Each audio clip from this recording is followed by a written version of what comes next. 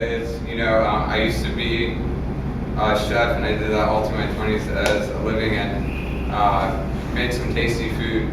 But this is really to show us how we can have some really quick, fast, practical options instead of like the idea that if I'm going to make my own food, I have to really prepare it and everything. So we're going to do some vegan options, some with fish and some with chicken. So off the bat, we're going to get the stuff in the rice cookers and cooking. PowerPoints, then salads. The rice cooking stuff should be done, and then we're going to eat. So what I'm going to do is I'm going to put together the recipes and email them, but so it'd be a little bit more engaging for you too.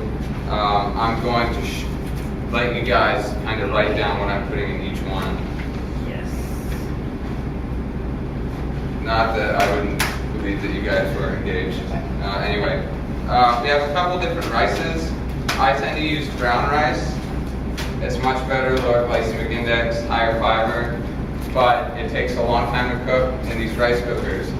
And these two rice cookers here, they're really pretty cool because they have these different settings for white and brown rice. I think the brown rice setting just gives it more time to cook. And I timed it before class, and it took more than an hour, so we're definitely not doing that. So we're going to use white rice. Jonathan, don't forget your PowerPoints. I brought water. And so we have white rice, and then I'm a huge fan of the Botan rice. And it's your basic sushi short grain style rice. Okay, higher glycemic index, but really great for energy. The night before races, I eat this rice with a number of things. So what we're going to do is the regular long grain rice is typically a 2-to-1 ratio. The first one we're going to do, because I had to go out and buy a rice cooker for this, so I got a new rice cooker, and I'm going to go ahead and do vegan in that one. So the vegan option, we're going to use the Botan rice. And one thing about, so I'm going to time just how quick this one would take me if I was going to do it. I'm going to do 3 cups of rice.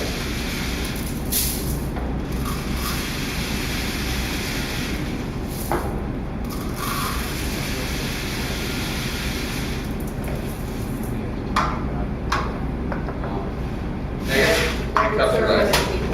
3 cups of rice would be how many servings? Gosh, depends how much you eat. The person that just moved in with me is amazed at how much I eat. Well, I thought of servings. Yeah, quite a few servings. To answer your question, I would say 3. Now, these rices are going to cook up a little bit differently. That, according to this, would be 12 servings. I would say 6, honestly, when you get down to everything else. Now, the ratio with this is going to give me 4 cups of water. Typically, a note that I would make when you're using a rice cooker, you want to use a little bit less water than your typical 3, 80, here we go, good stop and count, 4. You want to make sure you get the right amount of water in. You want to use a little bit less water. Okay, so I just put the rice in. Now, these nifty baskets that they come with, or where I'll go ahead and I'll take some vegetables, and again, this is a vegan option. We're going to talk about, I'm going to show you using fresh vegetables versus frozen vegetables, which frozen vegetables are often a really good option. That's usually what I do, because I can walk in and you'll see how much faster the frozen vegetable option is. When I slice these, I like to slice them. I found for the cooking time of white rice or sushi rice, I like to slice them about 1/3 of an inch thick maybe. And so I'm going to take those, and I like to have them kind of sectioned, just like this. And again, this is going to lower the glycemic index of the overall meal. And as you can see, we have these sauces lined up here. And these sauces are typically sweet, which makes them a lot higher on the glycemic index. But that's what makes them really good and tasty, They're also salty, which is really good if you have the hydration needs. And again, this is from what I've spoken about with everyone from my father to Dr. Kennedy. I had the conversation about salt in the past 2 months, is that salt isn't really the bad guy, but it's, for a long time people were under the impression we really needed a low sodium diet. That's not necessarily the case. But again, that's just very loose information. But for some of us, salt is really, really important, especially in the summer months when you need to stay hydrated. What's that? So this is tempeh, and we're going to talk about tempeh in the lecture. This is basically fermented soybeans that are packed into a brig. Hello, Teresa. There's water as well. And you don't need to sign the sign-in sheet now if you don't want to. That can wait till later. So I just do that all in there on top. What did you say was on that again? What was the last thing you put on? That was tempeh. We're going to talk about that. That's fermented soybeans.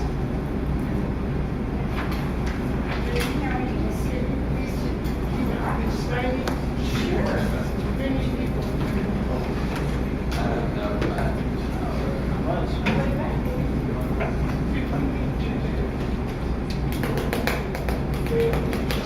Hey, try that plug over there on the wall. I think it might need to be. Okay, so this, I'm going to delete a little bit of time for this, because that. You want to bring it over here? I guess we don't need to watch the rice cooker.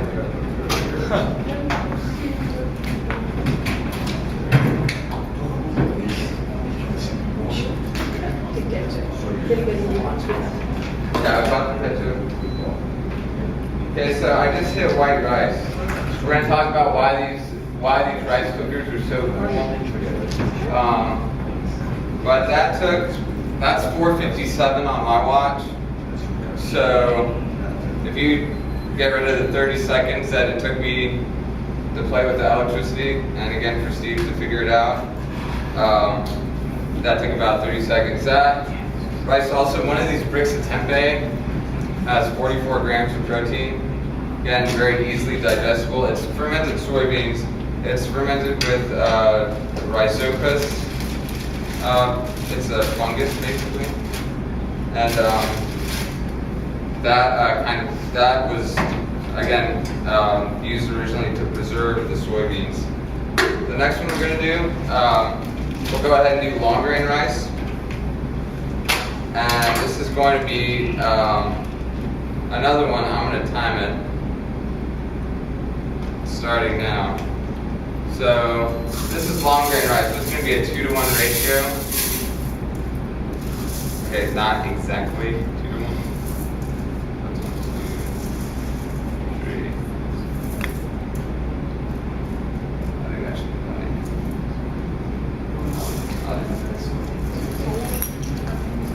So I'm going to do 4.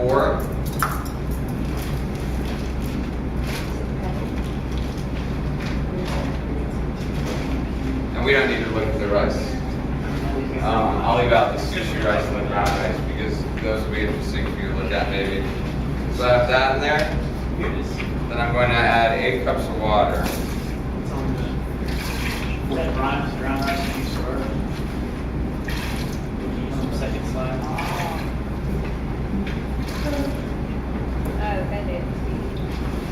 So I'm going to use, I put about 7 cups of water because that rice will, I'll give it 7 and a quarter cups. 7.5, I think it's a little bit extra.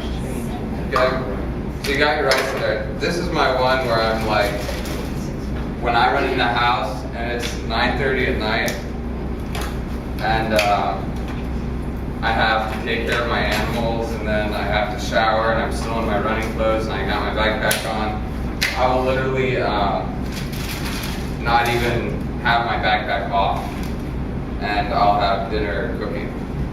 And this is what I think is so great about frozen vegetables especially, because you can just go ahead and open the bag and dump them in there, and they're essentially frozen fresh. So now, except for in this case, the thing that's going to go in first is going to be the tilapia. You can walk. And I brought waters too. So grab yourself water. So these are just some cryovac tilapia fillets. Before I went vegan, this was pretty much my staple meal. And I put them in completely frozen because they cook so fast. And again, it's kind of nice because they're portioned. So, you know, 2 people, I guess you could put 2 in there. 1 person, really like me, I'm gonna eat those 2. I could eat 3 probably.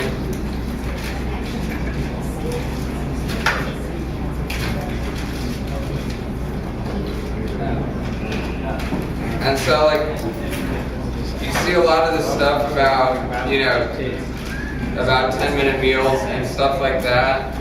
Well, when you look at this, and I actually show you that, I mean, mine is using gloves. How many fillets did you put in? Oh, what's that? How many fillets did you put in? I put in 4 fillets. And then I just get, you know, this like stir fry mix. I'll put that stir fry mix on there. So stir fry mix of vegetables. And then, again, that took 3 minutes and 28 seconds, okay? So that's 3 minutes and 28 seconds. You hit cook, dinner is on its way. So we're gonna go ahead and plug it in somewhere where it works. Again, so I'd be using the white rice setting. Actually, I want to go on this word.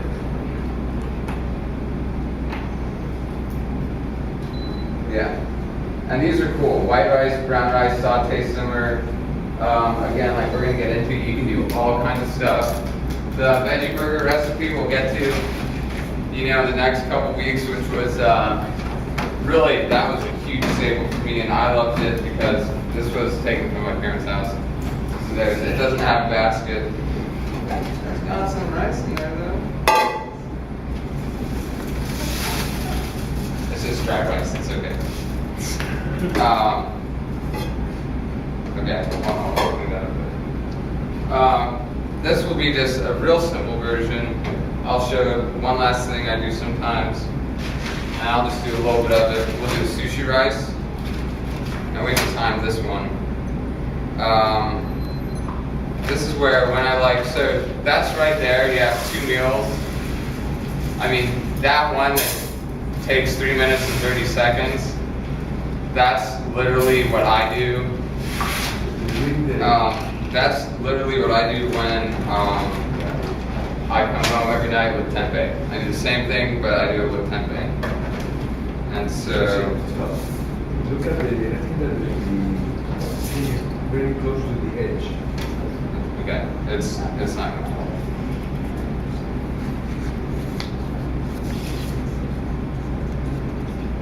A little bit more. And now, anytime you add, vegetables or stuff directly into it, you want to decrease the amount of water. Like these are diced onions. I like to add diced onions to mine. And I'll usually, again, I like these frozen vegetables because as I've gotten a reputation for not sleeping very much, it's for a good reason. It's pretty true. I get home late at night, and being able to throw together a healthy meal in 3 or 4 minutes is really great. But like I like throwing the onions in like that. Now at this point, then sometimes I'll take, and this is some chicken I cooked earlier, and we kept it nice and cold with the frozen veggies down there for ice packs. I think the rice cooker is missing a little stand. But I'll do that, and then I'll go ahead and take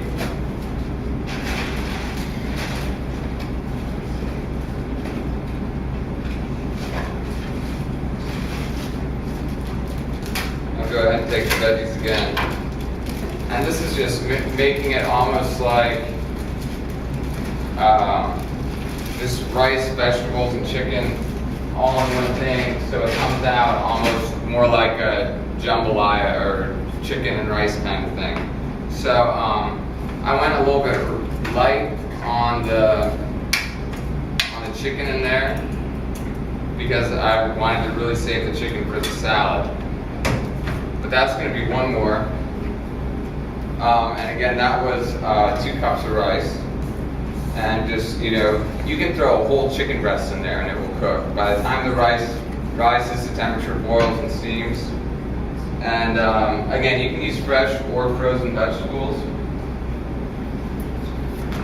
And these rice cookers are a little bit simpler. You just hit cook. And I think, again, just like other things, that one of these Aroma rice cookers is brand new and the other one's about 1.5 years old. Aroma is a really good brand. I've had that one just like my juicer about 1.5 years, and it has yet to fail me at anything.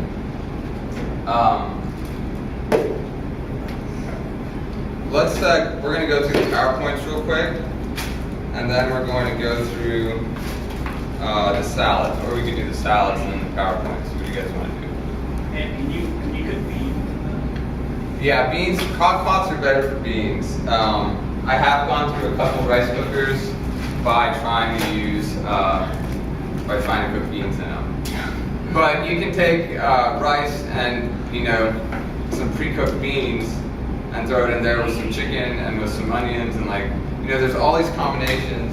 And that's one thing that's really great. You know, a long time ago, the thing that made the huge jump in the culinary industry was, you know, books. Or not just, and just the culinary arts was books. Just like anything else. I mean, otherwise, before then, you had to go convince someone that knew what they were doing to let you work for them. And you had to learn by watching. I mean, now you can just, and there's one that I'll show you in a slide. It's in your PowerPoint. Just an example of like rice cooker meals, slow cooker meals. Again, just foods that aren't, you know, like the cereal mix, that aren't a juice and that aren't a salad, but I'm going to show you a couple salads with plenty of protein and a couple of them which are my favorites, actually. And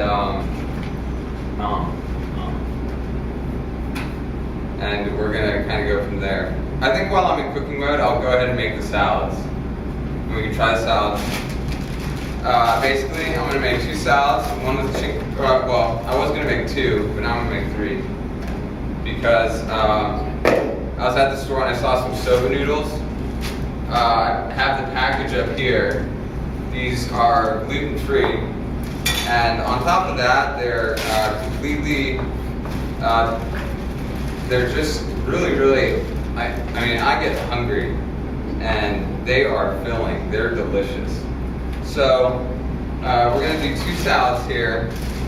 Oh, and they're a great source of protein. That's where I was going with that. Really great protein. And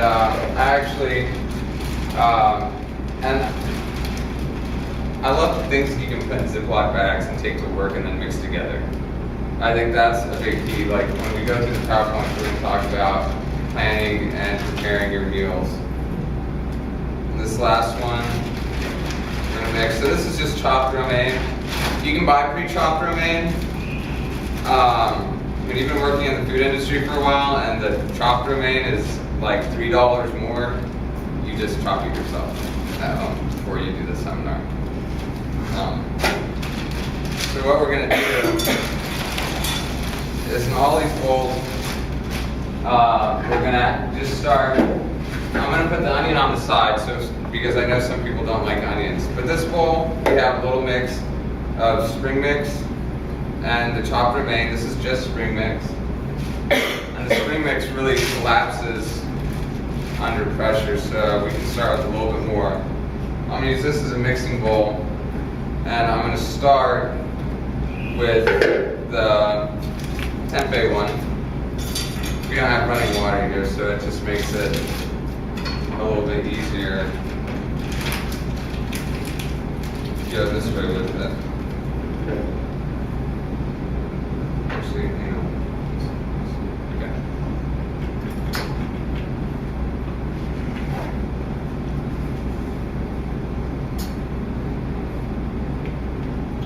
So the tempeh again, and you might find when you switch to some of these foods, a lot of people, they're like, oh, I can't do soy. For a lot of people, that has to do with the fact that they just have trouble digesting soy. And I think it has something to do with maybe their gut flora adjusting. And that's really kind of goes back to what we talked about in the first class. So that applies to soy products, soy milk, tempeh. So tempeh at first might not be a real good. You might have to ease into it. Okay. I didn't time these salads. We're gonna throw a little bit of cherry tomatoes in each one. Cherry tomatoes I find have a lot more flavor. In this salad over here with just the romaine, I'm gonna throw the chicken. I guess we could have thrown a little bit more in the. I'm gonna throw a little bit more in the rice cooker.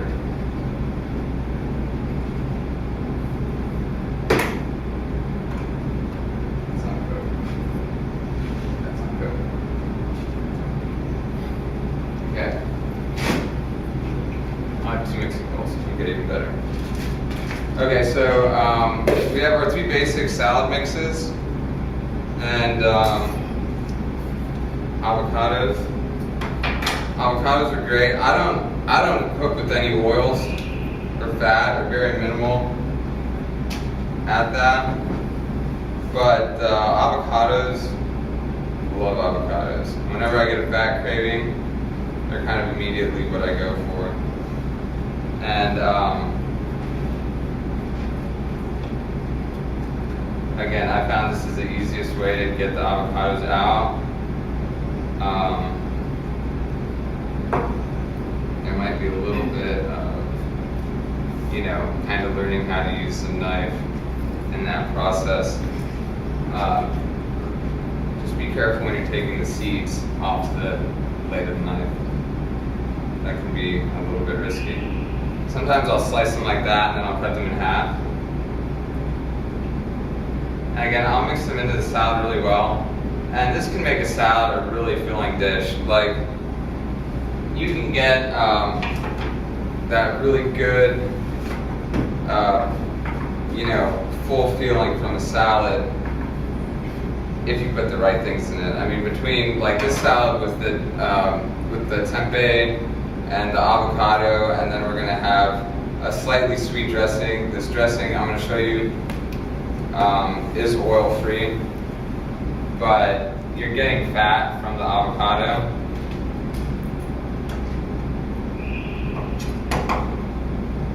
And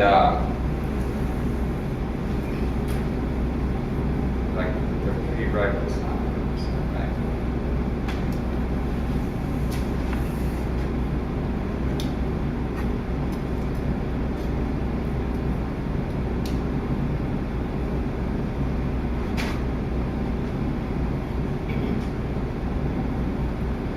I know this part's kind of slow, but then they'll come together quickly.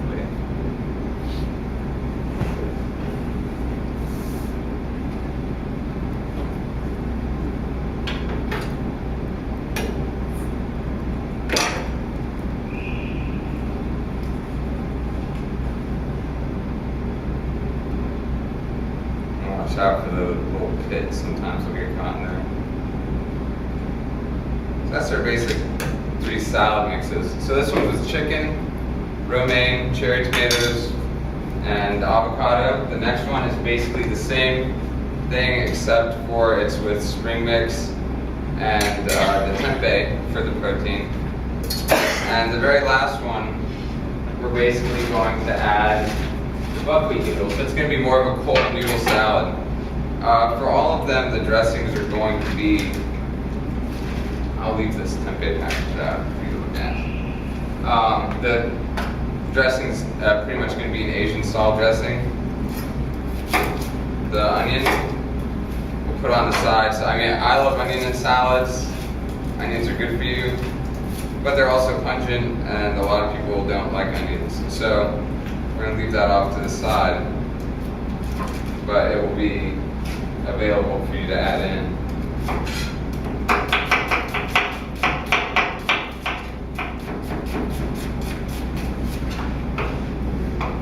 Do you ever use tofu instead of the tempeh, or? is Yeah, it I do use quite a bit of tofu, but I didn't want to bring tofu out because I figure everyone had heard of tofu, and I didn't want to be like, oh, let's eat tofu, you know?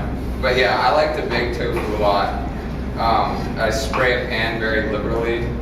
And again, like, this is good stuff we can share through the emails and with new recipes, but I like baking it with a well-sprayed pan on aluminum foil, and it kind of gives it a crust, and it really makes it quite nice to eat. I mean, you can really get it brown that way.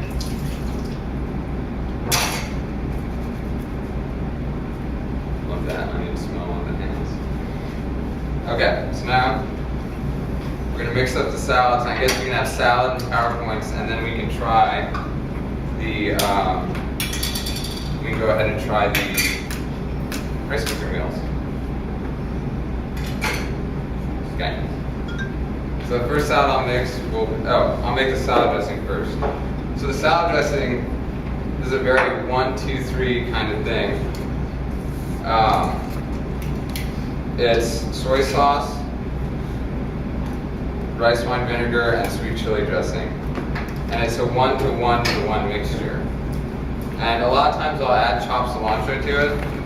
But today when I was at the store, I picked up Italian parsley instead of chopped cilantro, which is not the same and doesn't taste the same. So I What's won't the make third one. ingredient? What What's were the that? ingredients again? Rice wine vinegar, sweet chili sauce, which is one of my favorite things for everything. Whether you're dipping fried shrimp in it or just eating it. Rice wine vinegar, I use the seasoned rice wine vinegar, and soy sauce. So you have your sweet, salty, and acidic flavors, your real basic Asian flavors. And this is one that I found basically, and I'm eyeballing it here because I'm kind of used to doing it that way. And now you can go ahead and add a pretty good amount of oil to it if you like. Maybe if you want, you can add vegetable oil. Sesame oil is really used for flavoring. So whenever you use sesame oil, like say if you were going to do a classic vinaigrette ratio, where the so this one I'm going to go a little lighter on this oil.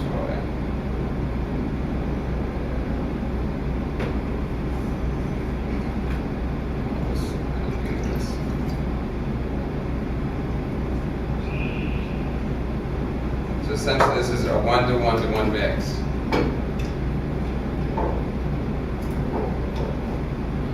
And I'm a fan of making dressings in bottles because shaking them up is really the best way to mix them.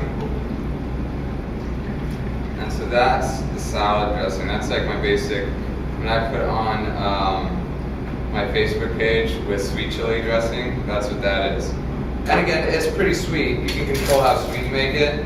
I really enjoy it with, and I used to have a salad, an Asian duck salad at one of my restaurants that was basically that dressing, but again, we added vegetable oil to it because people are used to the vegetable oil in their salad dressings. But so the cilantro and a little bit of sesame kind of goes good with it as well. And what we'll do is, first we'll do the soba one. So the soba salad is something I found. The next one we'll do is the tempeh and the greens. And and again, just gonna toss the lily with the salad. Who doesn't like cashews or has a nut allergy? Anybody? No? Would you guys rather? Now the tempeh is an acquired taste. I'm gonna say right now, it takes. I love tempeh, but it's like I don't know, like oysters or something. I mean, you kind of grow to love it. Some people like it right off the bat. Some people don't. So. I think I'll put the cashews on the chicken salad. And just some chopped cashews can really brighten up a salad as far as giving you that crunchy texture. And you can make the dressing, I mean, again, you can adjust that ratio. Like if you like the sweet dressing, like that's what I really like, that sweet dressing. So sometimes I'll do a higher ratio of the sweet chili sauce to the vinegar and the soy sauce because it just, I mean, it's just great after a workout. Like this soba noodles salad after a swim, where you like really kind of had a workout, but you didn't sweat, you know, a gallon and a half on the bike. Or just for, you know, like on a hot day, really good. I'm gonna throw the cashews in here. We're gonna finish off the dressing, but yeah, the basic ratio is 1 to 1 to 1. And again, this is just one of the salads. So when, say maybe in the future, when I start putting out like, I mean, I have endless recipes from the years of cooking for dressings and stuff like that. So what has been kind of coming to mind was, you know, sending out recipes for the week. So there's all kinds of different vinaigrettes and stuff like that that I can put out. But it's really, I don't like to use oils personally, and also because of the caloric density of oils. I mean, it's just, I mean, you know, it's like why I just don't want to put on weight from eating oil. Now, but the avocado then does have that fat in there. So we're gonna have, I wonder if passing them around would be easiest. Because I can pass them around with bowls and forks. You guys want to try that? Let's just come in here, yeah. Or we've gone through some of the things, especially in that first really long, drawn-out lecture class. All the things that we talked about between the gut flora and you know, plant-based diets versus eating, you know, the more Western diet. You can kind of think about now with these combinations. I mean, you can put whatever you want in these. You can put, you know, everything from sausage to green peas to whatever. I find that rice cookers are a really easy way, and I mean, you can see, you can cook them you can cook your dinner on a desk in a classroom. Okay, that's what's so great about a rice cooker. When I go camping before a race or something, I bring the rice cooker. You plug it in the wall. That's it. You can have your frozen fish and your frozen vegetables all in a bag and your rice in a bag and a gallon of water, and you have dinner. The sauces are great too because they keep. Okay, let's see if I can follow a structured presentation here. The ultimate keys to success are planning your meals. So like I'll boil the soba noodles the night before. I don't wake up in the morning and find out that I have to work and then I have to do this right after work and that and go into work empty-handed. I always know what I'm going to eat the next day. So whether it's the Sun Warrior, it's just like I do my juice at night. Planning your meals is really key because you are going to get hungry every day. It's part of being a human. And if you plan your meals, you can plan what you're going to eat and you can control your diet. Preparing meals. So again, making your own food is really the best way to go. And as you can see, there's some of these things, especially it's like you don't have to take fish out and dredge it in flour and saute it or dip it in cornmeal and deep fry it. Like you can cook it that way. Like you can, and that took 3 minutes and 28 seconds to do. Okay, so preparing meals, whether it's for that day or for the next day. Again, some thought can go into this. Ziploc bags and sealable containers are very convenient for that. But I prepare all my food the day before, in general, except for when I get home, like tonight. I mean, I'm sure it'll be leftover food, but I'm usually doing something in the rice cooker. Organization, again, just key. I have a place for my rice cooker. I can do it almost in my sleep. I pull the pan out, stick it back in the thing. You know, I stick the rice cooker pot, actual pan thing, in the fridge to get it cooling, so that it's cool enough to go in the refrigerator from the freezer. Little things like that, you know, just like setting up your juicing station right. Organization is key, and also so when you look at what's going on in your kitchen, you know what's missing and what's not. You're not caught off guard by like, oh, I have no, you know, I'm always running out of soy sauce, and that's my, you know, source of salt. So consistency, you know, it is just, you just almost, I should just say consistency. Think about it. I mean, it says it all. Like that is really, in my mind, kind of the most important thing. Planning meals. I plan them at least 1 day in advance. I very rarely find that I have time to cook a meal for that day off the cuff, you know, in the middle of the day or something. It just doesn't happen. So I plan it at least 1 day in advance, and also because you need to plan your shopping. I developed a meal schedule for the week. It used to be, you know, I've had times where, you know, every Monday I make this item, every Tuesday I make this item, you know, every Thursday I make that item, and that might be my one main meal for the day. And I eat at night before I go to bed. I know you're not supposed to do that, but I've done it since I can remember, and it works for me. But I'll take whatever leftovers I have from the rice cooker, and I'll bring it with some salad to work, and I'll dump it on top of the salad with a little bit of extra dressing, and it's a rice salad tempeh mix thing, and it's good and it's filling, and I get my protein, and then I'll chase it with a little Sun Warrior just to make sure. But meal schedules work, especially if you have kids, you know, and that's where, I mean, I'm thinking, I have dogs and foster dogs, and I have cats. I guess I have 7 animals total now. Little sugar gliders, you know, so they keep me busy. I don't know what it's like having kids. I can only imagine. But I would imagine that if I had children and I was like, well, you know, I really don't want to order pizza. I don't want to do this. I don't want to do that. I'm trying to stay fit. Rice cooker meals might be a good thing. And rice cooker meals aren't the only thing. There's a whole lot of other things. We're just using them as an example. Have ingredients on hand in the house. Keep your house stocked. I go into when I used to do catering, I go into a lot of people's houses, and I was amazed at some of these nice big houses you see, you know, and you go in and their pantries are empty. You know, their ovens had never been used. And I'm thinking, wow.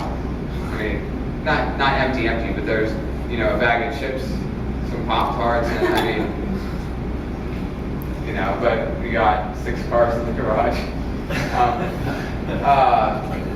This requires planning your shopping. So planning is just like planning workouts, just like planning, you know, finances. Planning is everything, and you get your shopping list. I mean, if you just go to the store, and especially going to the store hungry, everyone knows it's a bad idea. I did a few weird things with the animation series, so there's a couple extra clicks. Preparing meals. Again, have your recipe or general combinations ready. I always have 6 or 7 bags of different frozen vegetables in my fridge. I always try and keep tempeh around, or procure it from my parents' house when they're not there. I just, you know, always have rice. I get irritated when I run out of brown rice because I, you know, don't like eating white rice too much. But always have some combination of proteins. Do you buy tempeh at the Thai store or the Kroger. The Kroger? Kroger. Okay. If there's ever any left after we Yeah, but Kroger's, I know they didn't have it at Walmart today, they don't have it at the Asian store. Where do you find it? In the produce section, Okay. where they have, you know, like some, Tofu? yeah, it's right with the tofu.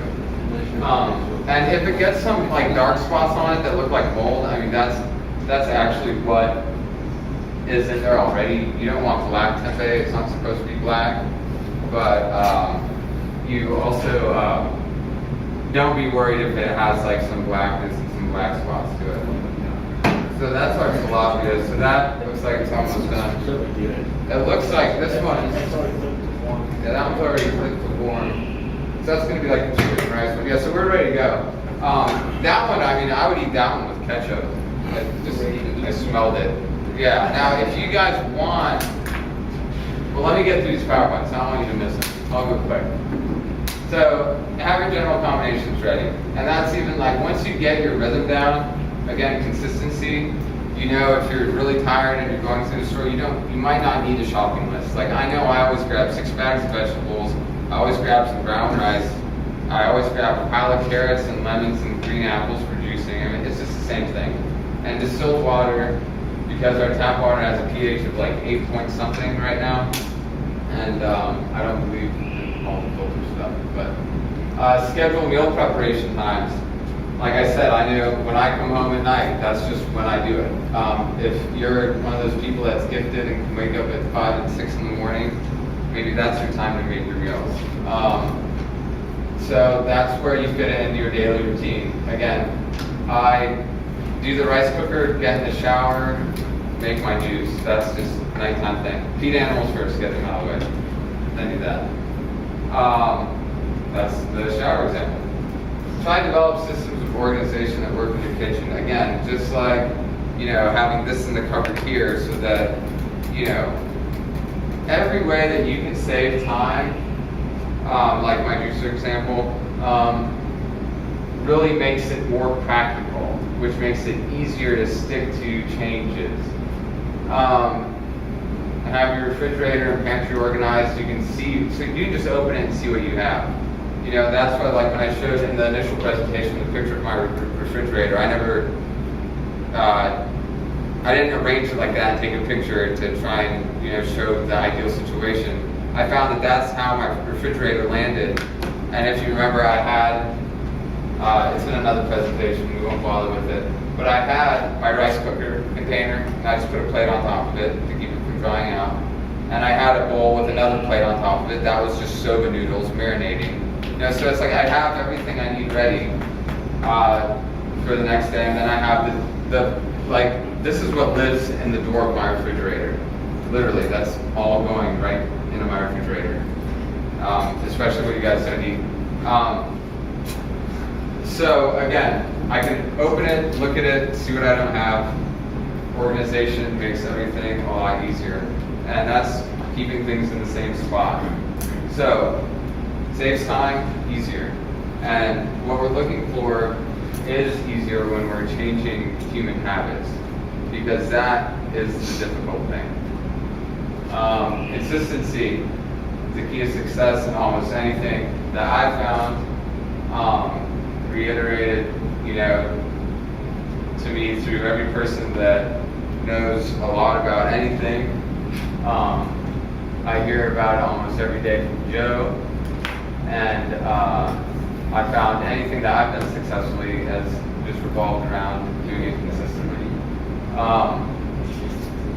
Again, establishing the habit will be a little bit easier, and as we talked about, your microbiota, or your gut flora, you know, that needs a little bit of time to change and stabilize that population. And that's how your body will adjust, and that you diet a little bit better.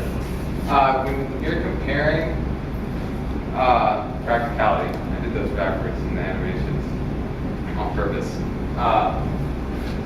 When you're thinking, okay, well, this just seems more practical. I mean, that's a lot of marketing, you know, like food that's ready to go. Well, I mean, it's some food that you can throw in a microwave, great. But then you look at the list of preservatives and you're poisoning yourself. Bottom line, you're building up toxins in your system. You can have that in your fridge cold, and that's a microwavable meal. You just put it in a bowl and throw some plastic wrap over it. Microwavable meal. You can put it in a Tupperware, take it to work. And again, like you can smell it now. Like that's real food. There's no preservatives in it. Preparing food is much more cost effective. I've been in the food industry. Food processing to me is like second nature, even though I can't count laps in a pool unless it's on the 130 base. The food costs, I can't tell you how much money you save making your food from Whole Foods. I mean, if it involves packaging, processing, anything in any way, you're just paying a lot more money. Eating out, and then there's the times it's like, oh, well, it's going to take time to produce it. There's a lot of quick meals you can make. And that 3-minute and 28-second meal with the tilapia is one example. Eating out takes time. By the time you drive there, deal with the waiter, the kitchen makes your food, you get the check, you get your tip, you could have cooked meals for the week, okay? Go to Barnes & Noble and get books. Like there are all kinds of things you can cook in a rice cooker, and they're convenient, they're versatile, they're travel friendly, like I said. I mean, I think it's so cool. It's like, yay, I can unplug it and go take it to someone's house right now and we can have dinner.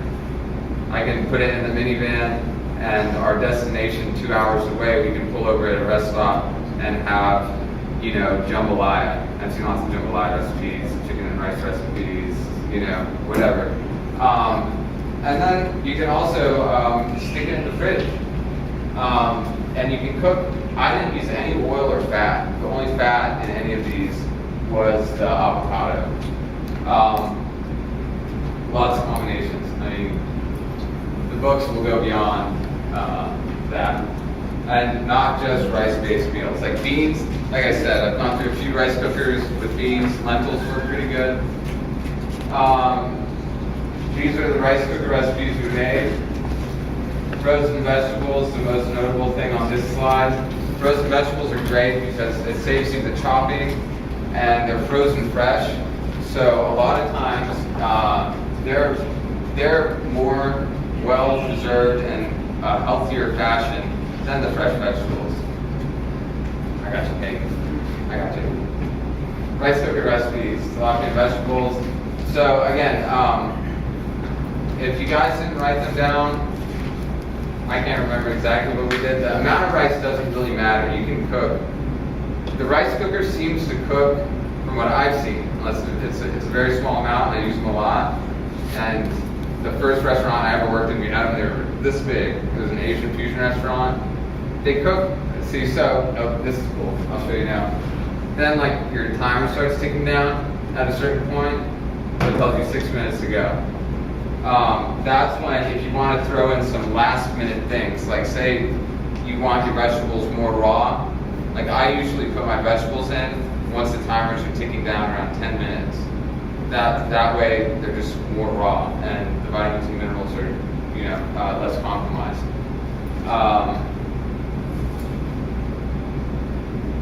I was talking about something else before that. You're talking about big rice cooker. Oh yeah, they cook, whether we were to cook 6 cups of rice or 3 cups of rice, cooks in about the same time. Rice cookers are really, really cool. They're just, I mean, I don't know who figured them out, but they're great. These are the recipes that we've already talked about enough. So we had our vegan, the tempeh, and the tilapia. One took just under 5 minutes, not counting the electrical issues. The other one took just about 3 minutes. And sauces, this is the fun part. This is what kind of makes it really good. And you know, there's no salt, there's no fat, there's not a whole lot going on in there. But once you find your favorite sauce combination, I mean, that's what ties it together. And the sauces aren't really healthy, but the thing is, you have green sauce. I like ketchup. Again, it's always going to be there, and I'm not giving it up. And that's the way it is. And it's high fructose corn syrup plus high fructose corn syrup plus. It's actually tomato concentrate. Yeah, it's high fructose corn syrup followed by corn syrup. Yeah. Okay. So, but the point is, the teriyaki sauce. I like that. The sriracha and hoisin combination is your Thai combination. These things go awesome together. It's your spicy and hot, okay? Soy sauce, I dump it on when I'm on the bike for a lot or I need to hydrate. Soy sauce, I like for a sodium source.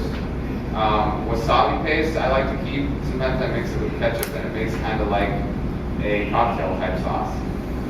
The 90-10 rule, this is where you had typos on your thing because I was, washing towels, dealing with customers, and a cheerleading thing going on in the gym, and then Buck wanted to swim.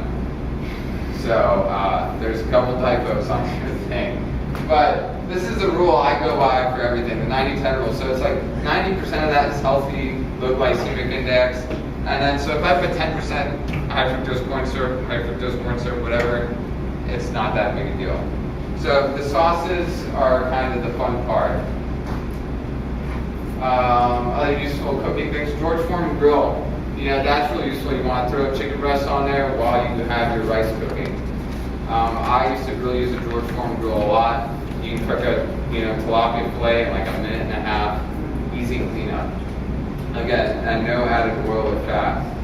Crock pots, really good for beans and legumes and stews and all that stuff. These are convenient things that you can have cooking while you're doing other things. Again, if I like putting something in a crock pot and, cooking a bunch of beans that I can add on a salad or something the next day. Salads, we talked about the salads. The 1-to-1 ratio is the basic ratio. You can play with it. I actually typically myself use more sweet chili sauce sometimes and more soy sauce. Like when I do the soba noodle salad, I use more soy sauce. Other ingredients are great for completing a salad, avocados, cashews, stuff like that. Tying it all together. Planning meals. Pack meals for work or school. I always have, somehow I even have like backups. Like I go to school and I come working and it's like, but I still have like some superfoods and some warrior protein. If I got pulled over, I don't know how to explain it. I'd be like, well, no, it's this green stuff that grows and but yeah, I just don't go unprepared because I know I can find something and add it to it. Incorporate juicing, so now like kind of tying it all together for real starting here.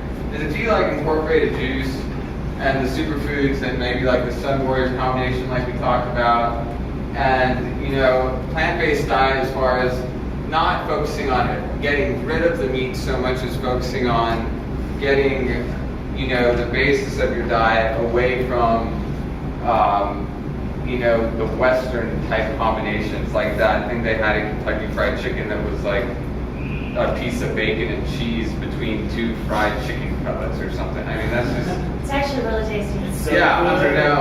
And I worked at Burger King and Burger King chicken sandwich. Burger King chicken sandwich with lots of mayonnaise. I only have one bite, and it was good. Yeah.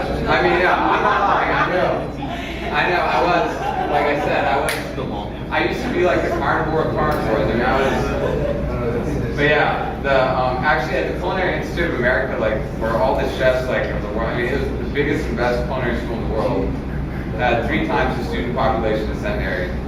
All the chefs agreed that the Burger King chicken sandwich was like, just a perfect combination. Okay, I mean, I know. I still have that moral. Anyway, gradual change and consistency is a great way to change your diet. You can decide how much you want to change it. That's what, by adding the juicing, I think not, for me, not juicing is not an option. You live once, you should do it for yourself. But, you can decide how much you wanted to change your diet, and you can really optimize your diet. Optimizing your diet is a great way to optimize your health. It's one of those, like we said, just very few things that we can ultimately control, aside from genetics and, other things. It's like your diet is a huge control point. And that's where that movie, if you really can watch those movies that are listed in the syllabus, those documentaries, they're really put together well, most of them. And that Food Matters one, if you don't watch any other one, Food Matters is great to get you just thinking about what food is to us. And the 90-10 rule, I mean, this is what I say. It's like I'm really clear about what's good and what's bad. And how did I do that? Whoa. Put it down now. The 90-10 rule is really good, but I think differentiating between what is good and what is bad, and then 10% of the time, be human, have fun, eat the chicken thing with cheese and bacon in between, whatever, but know when you're doing it. Like before, my girlfriend and I went out to get Thai food once a week. That was our thing. And I ate meat and and fried egg rolls. And but I didn't mix it in with my daily food. Odds and ends, physical exercise is really good. That kind of helps to keep going. Stress control, I found in any way is something that really helps your health, and that's where the coconut oil.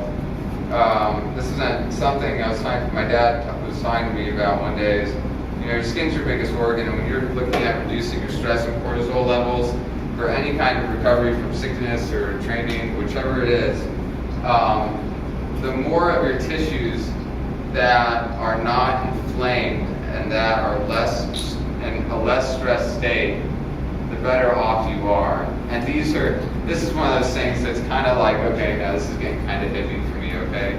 I understand where you're coming from. But every night I cover myself with coconut oil, because I'm sensitive to the pool, but it really, and it's not cheap, this is $12 for a couple weeks supply, but the thing is, I tried to cut it out and I couldn't deal with it. Like I couldn't handle not doing that. This is not cocoa butter, okay? The cocoa butter comes from chocolate. Coconut oil is antifungal. When your feet spend a lot of time in shoes, my feet haven't smelled for a long time. It won't clog your pores, it won't give you zits, and it's really, really great for dry skin. I've been talking to too many people who've started using it and stopped. And again, positive thinking, really big on that. Again, these are odds and ends. Let me try and make it through. Thank you all.